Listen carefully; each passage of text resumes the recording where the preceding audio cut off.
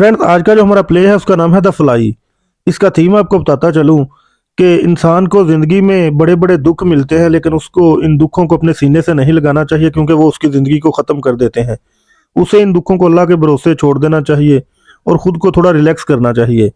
तो ये जो हमारा प्ले है द फ्लाई, इसको कैथरीन मैंसीफील्ड ने लिखा है। 1922 में इसे लिखा गया था और 1923 में इसे पब्लिश किया गया था।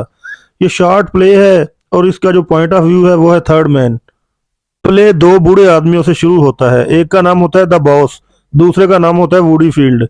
ये जो वुडी फील्ड होता है ना, ये एक बीमार आदमी है, बीमार बूढ़ा है।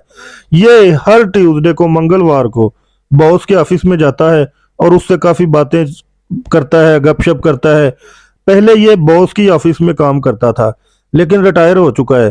तो अब ये बॉस के ऑफिस में जाता है क्योंकि बीमार है। इसे बॉस में या बाहर घूमने के लिए इसकी बेटी और इसकी बीवी ने कहा होता है कि घर में तू बीमार रहता है, तू बाहर घूम के आ, तेरी तबीयत ठीक होगी। तो ये बॉस की ऑफिस में जाता है। जब ये बॉस के ऑफिस में जाता है तो वहाँ देखता है कि जो ऑफिस है वो काफ़ी बदल चुका है, यानी काफ़ी लग्जरी चेंज हो चुकी है। तो ये बॉस को कहता है कि तू कितना अपने आप को, तूने कितना फिट रखा हुआ है, तेरा स्टेमिना कितना तेज है कि तू मुझसे 5 साल सीनियर होने के बावजूद तुमने इतने अच्छे से अपने ऑफिस को मेंटेन किया हुआ है। और ये साथ ही उसे कहता है कि मैं तुमसे ज़रूरी बात करने आया था, लेकिन मैं बात तो वो भूल ही गया हूँ। ये वूडीफाइड कह रहा है, यानी अपने बॉस से।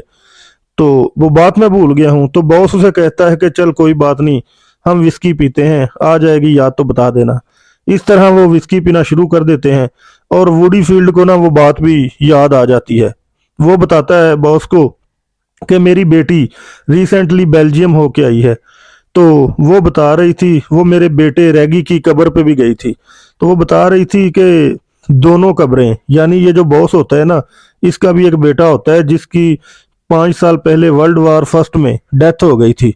तो उसको भी बेल्जियम में दफन किया गया था। और ये जो वुडी फील्ड है ना, इसके भी बेटे की 5-6 साल पहले डेथ हुई थी, तो उसको भी। तो वो कहता है कि मेरी बेटी बेल्जियम से होके आई है और वो कह रही थी कि कब्रों को काफ़ी अच्छे तरीके से मेंटेन किया हुआ है और वो लोग काफ़ी कब्रों की केयर करते हैं।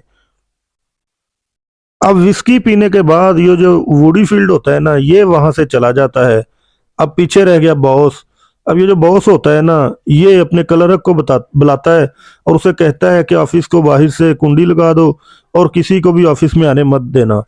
और इसको काफी शौक लगता है बेटे का सुन के, तो ये अकेले में रोना शुरू कर देता है। अब ये रोना शुरू अकेले में क्यों कर देता है? क्योंकि ये इसके बेटे की डेथ को 5-6 साल हो चुके हैं। तो ये काफी बार अपने बेटे की डेथ को लेके रो चुका होता है। तो इसने अपने आप से वादा किया होता है कि अब ये दुनिया वालों के सामने कभी नहीं रोएगा। इसलिए ये अपने ऑफिस को लॉक करके रोना शुरू कर देता है। अभी ये थोड़ा सा ही रोया होता है, इसने स्टार्ट ही किया होता है, ये देखता है कि एक फ्लाई जो कि इंक पॉट में गिरी हुई है। तो वो उससे निकलने की कोशिश कर रही है, लेकिन वो निकल नहीं पाती। तो ये बॉस क्या करता है, उसको इंक पॉट से निकाल कर उसके सामने एक पेपर पड़ा होता है, उस पर रख देता है। तो ये फ्लाई जो होती है काफ़ी अपने परों से, यानी अपने आप को स्याही से दूर करने की कोशिश करती है। इस तरह वो स्याही पेपर को लग जाती है। जैसे ही वो अपने पर उड़ने के लिए खोलती है, तो ये जो बॉस होता है ना, ये एक थोड़ी सी स्याही उसके ऊपर फिर गिरा देता है। अब ये फ्लाई फिर बड़ी मेहनत कोशिश से अपने आप से वो स्याही दूर करती है, अपने परों के जरिए, खुद के जरिए, चल चल के पेपर पे वो स्याही उसे दूर होने हो जाती है। जैसे ही वो उड़ने की कोशिश करती है, ये बॉस होता है ना, ये फिर थोड़ी सी स्याही उसके ऊपर गिरा देता है। अब तीसरी बार जब ये फ्लाई उड़ने की कोशिश कर रही होती है, तो वो थोड़ी सी कोशिश करती है, लेकिन उसकी डेथ हो जाती है, वो मर जाती है। अब ये जो बॉस होता है ना, ये उस बैलेट पेपर को और ये जो फ्लाई होती है ना, इन दोनों को डस्टबिन में फेंक देता है। और वो अपने क्लर्क को बुलाता है और उसे कहता है कि एक नया पेपर लेके आओ। अब वो अपने फेस को रुमाल से साफ करता है और वो भूल ही जाता है कि वो रोया क्यों था। तो इस तरह वो अपने बेटे की डेथ को, यानी स्याही से नापता है और खुद को फ्लाई से। और वो कहता है कि अगर मैंने इसी तरह बेटे के दुख को, यानी स्याही को अपने साथ रखा, तो मेरी भी डेथ हो जाएगी। तो वो उस फ्लाई और बैलेट पेपर को डस्टबिन में फेंक देता है, रुमाल से अपना मुंह साफ करता है और वो अपने आप से वादा कर लेता है कि अब वो बेटे की डेथ को कभी भी सीरियस नहीं लेगा, यानी जो हो चुका है वो हो चुका है।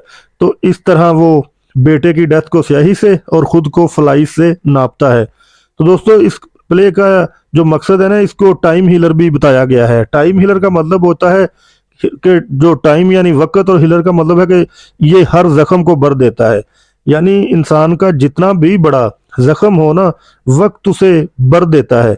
इसलिए इंसान को कभी भी कोई भी दुख मिले ना, तो उसे उस दुख को सीने से नहीं लगाना चाहिए, क्योंकि जो भी होता है अच्छे के लिए होता है। तो अगर वीडियो अच्छी लगी हो तो लाइक कीजिए और चैनल को भी सब्सक्राइब कीजिए।